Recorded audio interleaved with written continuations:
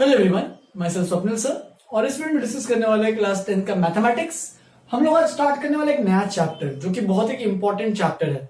वो है chapter sequence series, जो आगे भी अपने आने वाला है class 11th and 12th standard में। जब देखोगे आगे तो ये चैप्टर बहुत इंपॉर्टेंट रोल प्ले करता है। इस चैप्टर में अपन देखने वाले हैं एक सीक्वेंस सीरीज नाम का एक चैप्टर है, ठीक है। उसमें बहुत सारी डिफरेंट चीजें हैं। चैप्टर देखा जाए तो बहुत सिंपल है, इसमें कुछ कंसेप्ट बेसिक अलग अलग चीजें कंसेप्ट इन्वॉल्व है, तो एक एक करके वो डिस्कस करने वाले हैं। तो सबसे पहले सीक्वेंस सीरीज, एक्चुअली में तो तुम्हारे 10th स्टैंडर्ड में इस चैप्टर का नाम तो अरिथमेटिक प्रोग्रेशन है, लेकिन ये चैप्टर एक टॉपिक में इन्वॉल्व होता है, वो है सीक्वेंस एंड सीरीज। तो सबसे पहले जानते हैं सीक्वेंस एंड सीरीज होता क्या है। सबसे पहले सीक्वेंस से स्टार्ट करते हैं।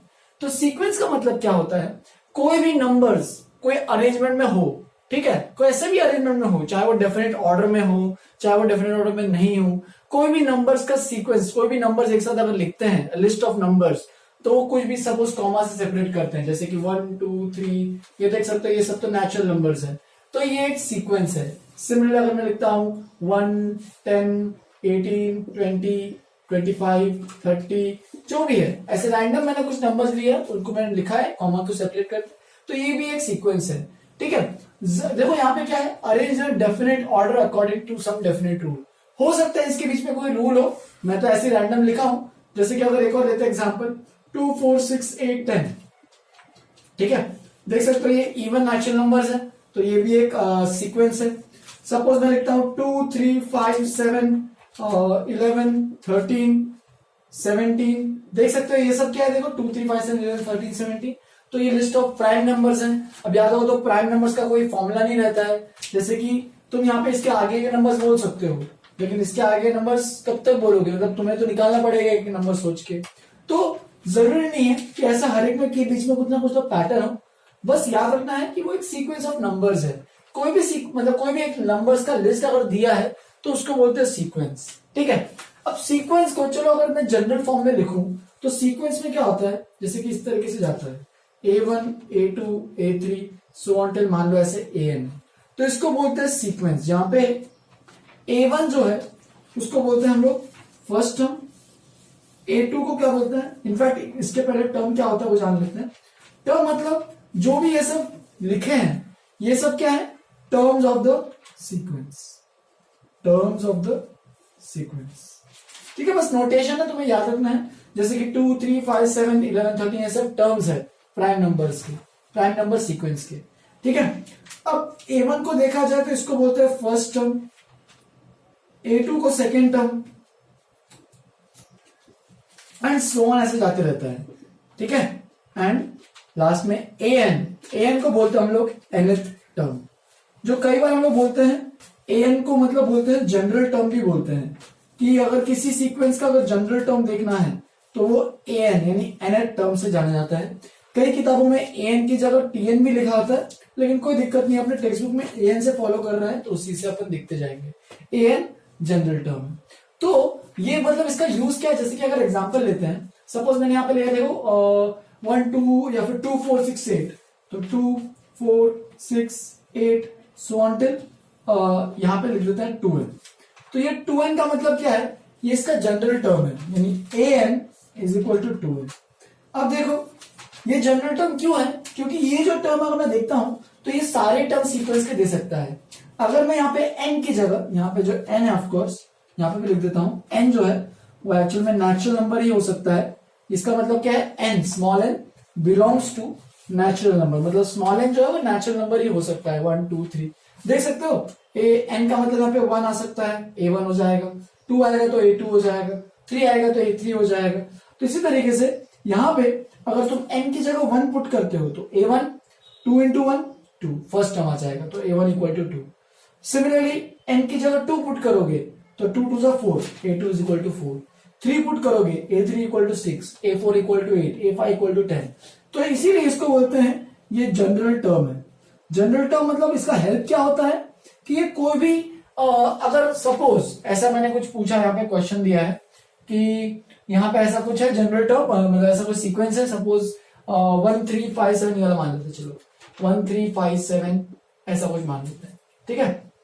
बेसिकली ऑड नंबर्स है, तो उसने बोला कि ये फर्स्ट है, ये सेकंड है, ये थर्ड है, ये फोर्थ है, ऐसे उसने बोला 100 टर्म बताओ। कि इसका जो ऐसे जाते रहोगे फर्स्ट सेकंड थर्ड फोर्थ ऐसे जाते रहोगे तो इसका मुझे 100 टर्म बता, तो तुम लोग क्या करोगे अभी बैठ के, ये करोगे क्या 1 फिर 3 फिर 5 फिर 7 फिर 9 ऐसे 100 बार करते जाओगे क्या? नहीं, वो तो बहुत लेंथी हो जाएगा। 100 बार करते जाओगे तो कल तक तो आ ही जाएगा, कल तक तो नहीं, मतलब 10-15 मिनट तो लगेंगे टाइम पास। ठीक है, तो इससे अच्छा एक तरीका क्या है कि सीधा इसका एक जनरल टर्म तुम्हें सोच के लिखना है। वो जनरल टर्म मैं तुम्हें लिखाना सिखाऊंगा, अभी के लिए लिख लो कि ये सपोज है 2n-1।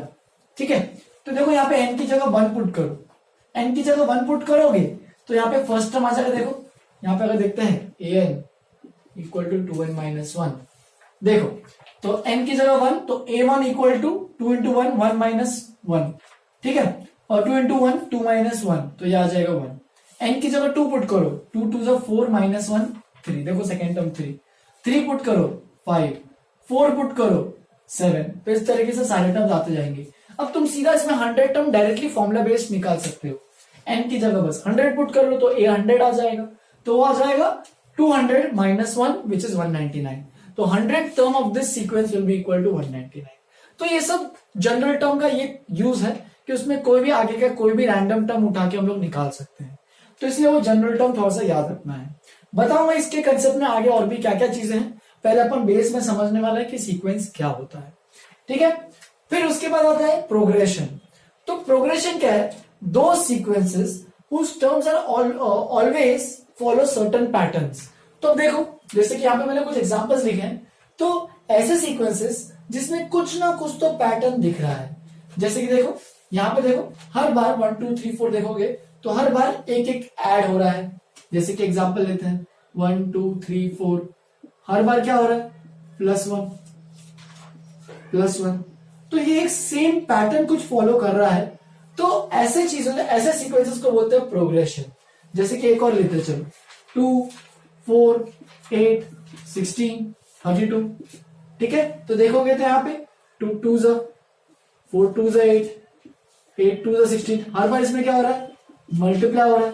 ठीक है, चलिए तो और भी एक एग्जांपल देखते चलो 100 95 90 85 ऐसे जा रहा है 100 चलो, तो इसका अपन देख सकते हो हर बार क्या हो रहा है? इसमें सब्ट्रैक्ट हो रहा है 5 से। तो ये जो भी मैंने चीजें लिखी हैं तो इनको बोलते हैं, ये सब क्या है? प्रोग्रेशंस। ठीक है, प्रोग्रेशन मतलब कुछ सर्टेन पैटर्न फॉलो होगा, तो इसीलिए उसके अपन प्रोग्रेशन नाम देते हैं। सिमिलरली एक और चीज यहाँ पे देखोगे तो ये जो है ये सीक्वेंस ऑफ प्राइम नंबर्स है, तो इसमें कुछ पैटर्न होता है क्या प्राइम नंबर्स में कि अगर ये फर्स्ट है तो इसमें ये यहां से ये कैसे आएगा, फिर ये कैसे आएगा, तो कुछ नंबर्स में कुछ पैटर्न मिलेगा नहीं, इसलिए ये जो है ये प्रोग्रेशन नहीं है, इसको बस अपन सीक्वेंस बोलते हैं। सिमिलरली इसमें भी देखो कुछ पैटर्न फॉलो हो रहा है कि देखो हर बार कि 1 और 10 के बीच में, फिर 10 और 18 के बीच में कोई रिलेशन याद हो, तो अपन ये सब जो चीजें वो अपन ने नंबर सीरीज जब अपन मैथ कर रहे थे, मेंटल एबिलिटी के लिए अपन प्रिपेयर कर रहे थे, उसमें एक नंबर सीरीज चैप्टर था, तो उसमें ये सब चीजें इन्वॉल्व थी। ठीक है, तो जिसमें भी पैटर्न दिख रहा है इसका मतलब वो एक प्रोग्रेशन है, जिसमें कोई रैंडम ऐसे कुछ एग्जैक्ट कुछ पैटर्न नहीं दिख रहा है बिटवीन द नंबर्स, तो वो प्रोग्रेशन नहीं है, वो बस सीक्वेंस होगा। सीक्वेंस मतलब बस list of numbers arrange in some order. ठीक है, चलो तो ये हो गया प्रोग्रेशन के एग्जाम्पल।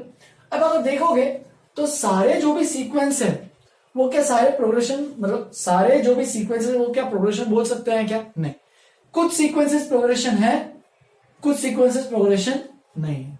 तो हम लोग यहाँ पे एक इंपॉर्टेंट पॉइंट लिख सकते हैं क्या? ऑल प्रोग्रेशंस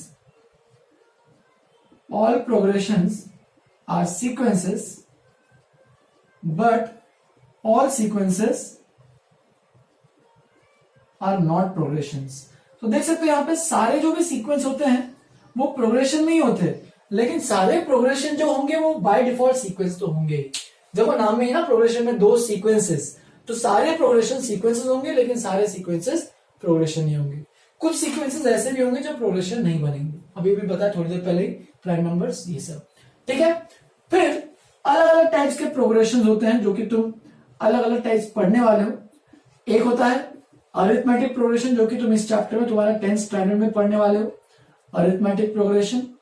हायर क्लासेस में जाओगे तो और भी डिफरेंट टाइप के प्रोग्रेशन देखोगे, ज्योमेट्रिक प्रोग्रेशन। ठीक है, फिर होता है हमारे पास हार्मोनिक प्रोग्रेशन, फिर होता है हमारे पास अरिथ्रोजोमेट्रिक प्रोग्रेशन, ज्योमेट्रिक प्रोग्रेशन। और भी बहुत सारे टाइप्स होते हैं, लेकिन तुम लोग के जो हायर क्लासेस में जितना भी होता है वो इसके ऊपर से नहीं पूछता है। लेकिन अभी तुम लोगों के क्लास 10 के पॉइंट ऑफ व्यू से तुम्हें बस इतना ही पढ़ना है, जो कि है अरिथमेटिक प्रोग्रेशन। एपी बोलते हैं उसको शॉर्टकट में, ज्योमेट्रिक प्रोग्रेशन को जीपी बोलते हैं, इसको बोलते हैं एजीपी, ठीक है। इसको बोलते हैं, ये तो ऊपर हो गया, एचपी, हार्मोनिक प्रोग्रेशन एचपी, और इसको बोलते हैं एजीपी। तो ये 4 main typical types of progression रहते हैं, जिसमें से तुम्हें ये सब पढ़ना नहीं है। अभी क्लास 10 के लिए बस अरिथमेटिक प्रोग्रेशन पढ़ना है, चैप्टर का नाम ही ऑफकोर्स। तो सब में डिफरेंस क्या क्या बस आइडिया देता हूं। अरिथमेटिक प्रोग्रेशन में ऐसे टाइप के प्रोग्रेशन आएंगे, देखो फर्स्ट, और ये हर बार कुछ ऐड या सब्ट्रैक्ट होगा नंबर्स के बीच में। जो पैटर्न जो होगा वो क्या होगा कि हर बार नंबर्स में कुछ ऐड या फिर कुछ सब्ट्रैक्ट होगा, या ऐड हो रहा है या फिर कुछ सब्ट्रैक्ट होगा। तो ऐसे टाइप के प्रोग्रेशन अरिथमेटिक प्रोग्रेशन में आते हैं। ज्योमेट्री में क्या होता है, हर बार कुछ मल्टीप्लाई होता है, ठीक है। हर बार, जैसे कि ये वाला जो है वो ज्योमेट्रिक प्रोग्रेशन है, ज्योमेट्रिकली बढ़ रहा है, ठीक है। और भी हार्मोनिक प्रोग्रेशन क्या होता है, हार्मोनिक आगे जो पढ़ोगे वो रेसिप्रोकल ऑफ एपी होता है। अरिथमेटिक प्रोग्रेशन मतलब उसका रेसिप्रोकल, सब नंबर्स के रेसिप्रोकल। अरिथ्रोजोमेट्री मतलब अरिथमेटिकली, यानी ये भी प्लस भी हो रहा है और कुछ मल्टीप्लाई भी हो रहा है, दोनों साथ में हो रहे हैं, तो उनको बोलते हैं एजीपी। लेकिन इस पर इतना ध्यान नहीं है, सिलेबस में नहीं है अपने, तो बिल्कुल स्टार्ट करेंगे अपन। अपना जो मेन टॉपिक है आज का वो है अरिथमेटिक प्रोग्रेशन। पहले इस पे कुछ टॉपिक्स बताता हूँ कि अरिथमेटिक प्रोग्रेशन में अपन क्या क्या देखने वाला है, ठीक है। उसके बाद अपन स्टार्ट करते हैं अरिथमेटिक प्रोग्रेशन जो भी है। लिख लो इसको अच्छे से। ये बस मैंने आइडिया, बेसिक आइडिया दिया है कि सीक्वेंस सीरीज क्या होता है, उसमें अभी अपन अब जो है अपना मेन चैप्टर स्टार्ट होगा। लिख लो, आगे बढ़ते हैं। चलो फिर आगे बढ़ते हैं। मैंने यहाँ पे टॉपिक्स लिखे हैं जो भी इंपॉर्टेंट टॉपिक्स इस चैप्टर में। तो बहुत ही छोटा सा चैप्टर है, अगर देखा जाए तो तुम लोग के टेक्स्ट बुक लग रहा होगा बहुत लंबा चैप्टर, डिफिकल्ट चैप्टर, तो बिल्कुल डिफिकल्ट चैप्टर नहीं है। इनफैक्ट ये पहले 5 चैप्टर में से सबसे सिंपल चैप्टर है, ये वाला चैप्टर है। तो बिल्कुल सही से करना है इसको अच्छे से। बेसिकली 4 चीजें ये इंपॉर्टेंट टॉपिक्स है जो तुम्हें याद रखना है। इनफैक्ट ये 3 ही इंपॉर्टेंट टॉपिक्स जैसे बोला जाए तो देखो ध्यान से। सबसे पहले अपन एपी का इंट्रोडक्शन पढ़ेंगे कि एपी अरिथमेटिक प्रोग्रेशन होता क्या है, उसका फॉर्मूला क्या होता है। बेसिक अगर देखते हैं तो कैसा कैसा फॉर्मूला बनता है। फिर उसके बाद अपन देखेंगे कि जनरल टर्म, अभी थोड़ी देर पहले मैंने बताया था कि जनरल टर्म क्या होता है। nth टर्म देखेंगे किसी भी अरिथमेटिक प्रोग्रेशन का क्या होता है, जिसको अपन शॉर्टकट में an भी रिप्रेजेंट करते हैं। अभी थोड़ी देर पहले बताया कि उसका एक फॉर्मूला बेस अपन निकालेंगे कुछ ना कुछ। तो फिर उसके बाद पहले n टर्म्स का अगर सम लेते हैं तो उसका भी कुछ फॉर्मूला आता है, जिसको अपन Sn से डिनोट करते हैं, ठीक है। S ऑफ n मतलब सम ऑफ फर्स्ट n टर्म्स, पढ़ाऊंगा उसको। an मतलब nth टर्म जो आ रहा है। और फिर उसके बाद अपन पढ़ेंगे अरिथमेटिक मीन, जिसका तुमने जिसमें भी स्टैट्स पहले पढ़ा है, स्कूल में पढ़ा है, कहीं ना कहीं तो पढ़ा है, तो उसको अरिथमेटिक मीन वहां से आइडिया हो गया होगा। तो वही चीज अपन देखने वाले हैं, अरिथमेटिक मीन होता क्या है।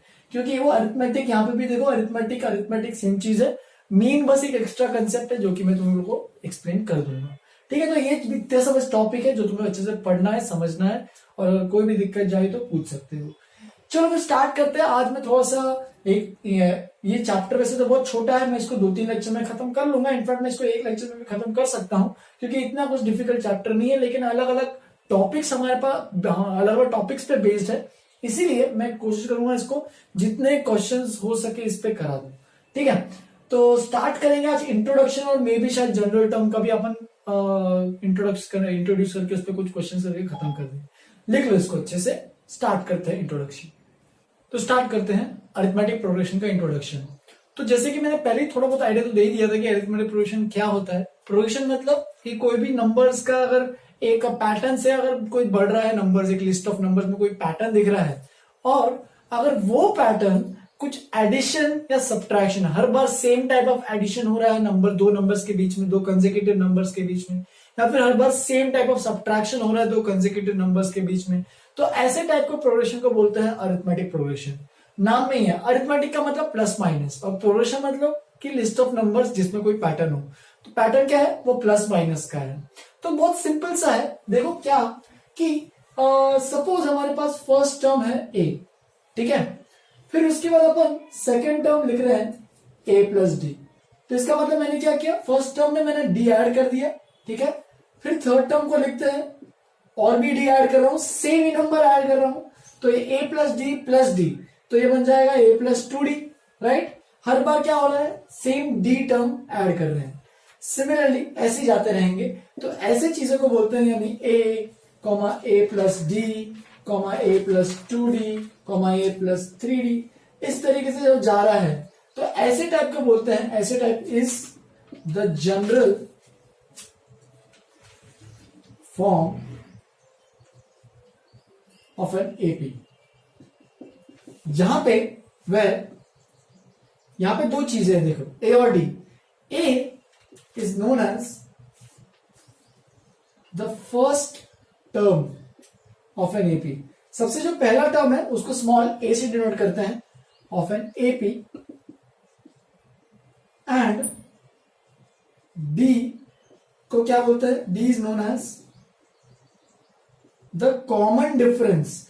कॉमन डिफरेंस वो नाम ही है, कॉमन मतलब सब में कॉमन चीज है, और डिफरेंस मतलब सब दोनों कंसेक्यूटिव नंबर्स का difference, common difference of the AP.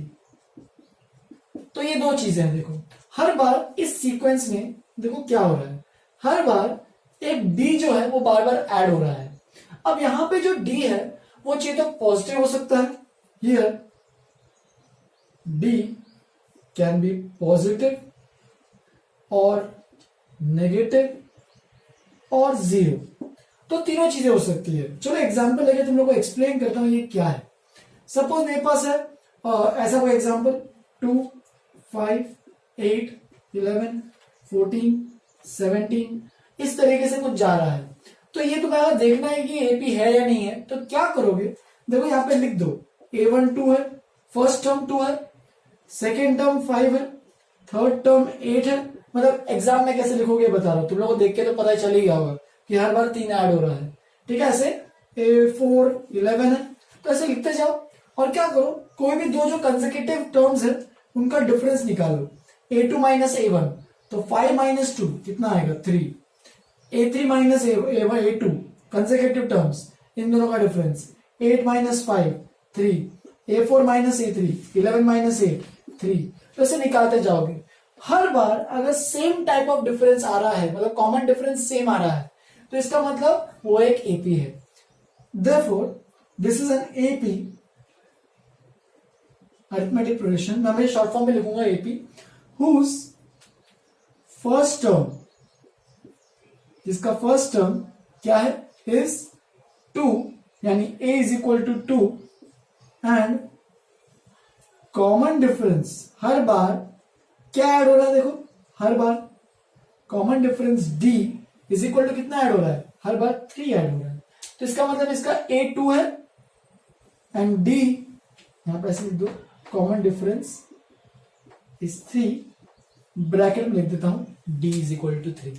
तो दो चीजें हैं हमेशा, कोई भी अगर general form of an AP लिखते हो तो वहां पे दो चीजें आती है, एक तो फर्स्ट टर्म है और एक कॉमन डिफरेंस। अगर ये फर्स्ट टर्म और कॉमन डिफरेंस तुम्हारे पास है तो तुम पूरे सीक्वेंस कोई भी नंबर्स लिख सकते हो। डी यहाँ पे पॉजिटिव या नेगेटिव या जीरो हो सकता है। जैसे कि अगर मैं एक और एग्जांपल लेता हूं यहाँ पे, तो देख सकते हो मैं अभी बस रैंडम एग्जांपल ले रहा हूं, जैसे कि 99, 95, 91, 87, 83। तो इस तरीके से देखो इसमें क्या लिखा है, हर बार देखो हर बार डिफरेंस अगर निकालोगे तो 95 माइनस 99 माइनस 4, 91 माइनस 95 माइनस 4। तो हर बार क्या हो रहा है, हर बार 4 जो है वो सब्ट्रैक्ट हो रहा है।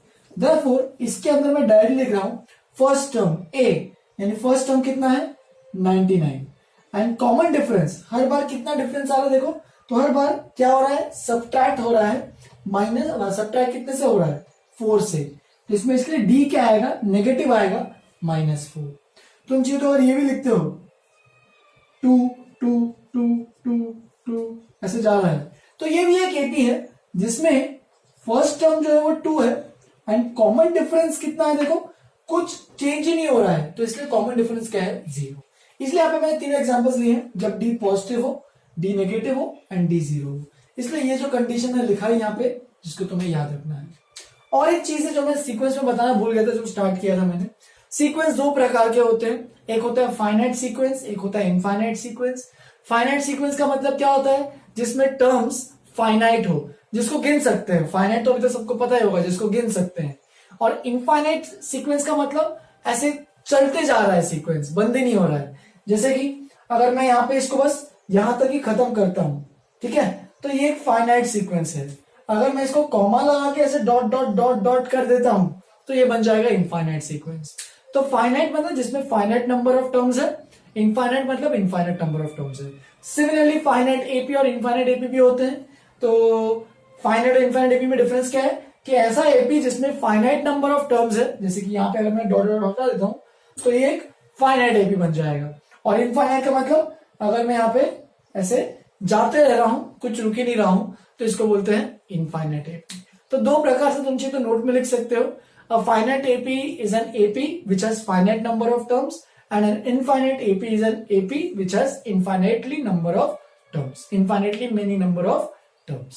ठीक है, तो ये है अरिथमेटिक प्रोग्रेशन।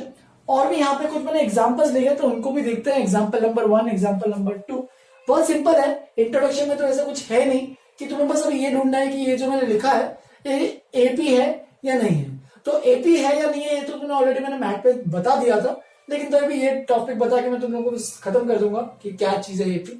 तो देखो हो रहा है examine the sequence 13 10 7 4 is an AP. तो क्या करोगे, सबसे पहले जब बोर्ड्स में लिखोगे तो कैसे लिखना है, सबसे पहले लिखोगे a1 is equal to 30, a2 is equal to 10, a3 is equal to 7 and a4 is equal to 4। तो ऐसे सबसे पहले लिख लो। फिर क्या करो, दोनों टर्म्स के बीच में डिफरेंस निकालो, a2 minus a1, 10 minus 13 which is equal to -3। फिर a3 माइनस a2, हर बार दो consecutive terms, 7 minus 10 -3, a4 minus a3, 4 minus 7 -3। तो देख सकते हो हर बार जो डिफरेंस है is always same, therefore common difference is -3। मतलब हर बार डिफरेंस अगर सेम आ गया, therefore the given sequence is an AP. तो इस तरीके से तुम्हें एग्जामिन करना है, बहुत सिंपल कंडीशन, इसमें से बस लिखना है तुम्हें अच्छे से। तो वो लिखने वाला काम तुम लोग अच्छे से करो। फिर उसके बाद एग्जांपल 2 देखो, examine the list of numbers obtained from the following situation will be in the form of an AP. तो यहाँ पे कुछ सिचुएशन दी है, उसको एग्जामिन करते हैं और वो बोलते हैं कि वो जो सीक्वेंस ऑफ नंबर्स आएगा वो एपी है या नहीं है। तो वो सीक्वेंस ऑफ नंबर्स में क्या देखो, amount left with Sandeep out of the total amount of ₹12,000 which he had in the beginning when he spends ₹500 in the beginning of every month। ठीक है, तो starting money, amount of money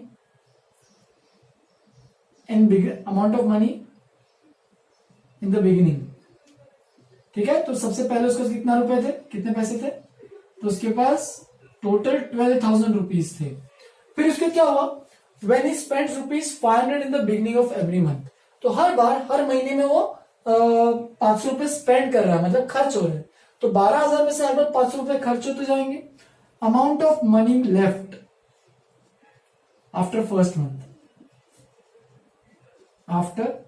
first month, तो पहले महीने के बाद उसके कितने पैसे बचेंगे, तो वो बचेंगे 12,000 माइनस 500 विच इज ₹11,500। ऐसे फिर amount of money left after second month, तो अभी उसके पहले महीने का 11,500 थे, अब 11,500 में से और 500 कम हुए तो इसके बाद बचेंगे 11,000।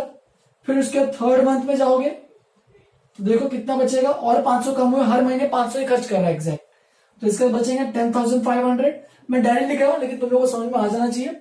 देयरफॉर जो सीक्वेंस बनेगा, सीक्वेंस क्या बनेगा देख ही सकते हो, ऐसे तुम लोगों को समझ में तो आ ही गया होगा। 12,000, 11,500, 11,000, 10,500, 10,000। तो इस तरीके से जाते रहेगा जब तक उसके पास ₹0 नहीं बचते। नेगेटिव में तो नहीं हो सकता ना, उसके उतने ही पैसे हैं, तो तब तक जाएगा जब तक उसके पास ₹0 नहीं बच जाते।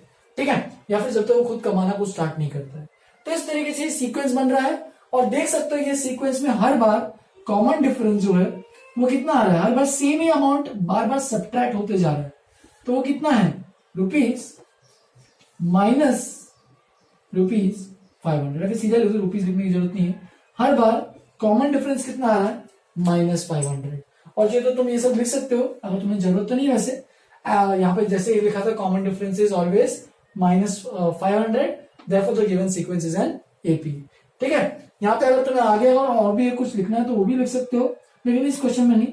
अगर तुम्हें आगे यूज होता है, जैसे कि इसमें फर्स्ट टर्म क्या है, ए, क्या लिखोगे फर्स्ट टर्म, तो वो है 12,000। तो 12,000 फर्स्ट टर्म है, कॉमन डिफरेंस -500 है। लोग यहाँ पे गलती क्या करते हैं, बस 500 लिख लेते हैं क्योंकि मान लेते हैं कि सब्ट्रैक्शन है।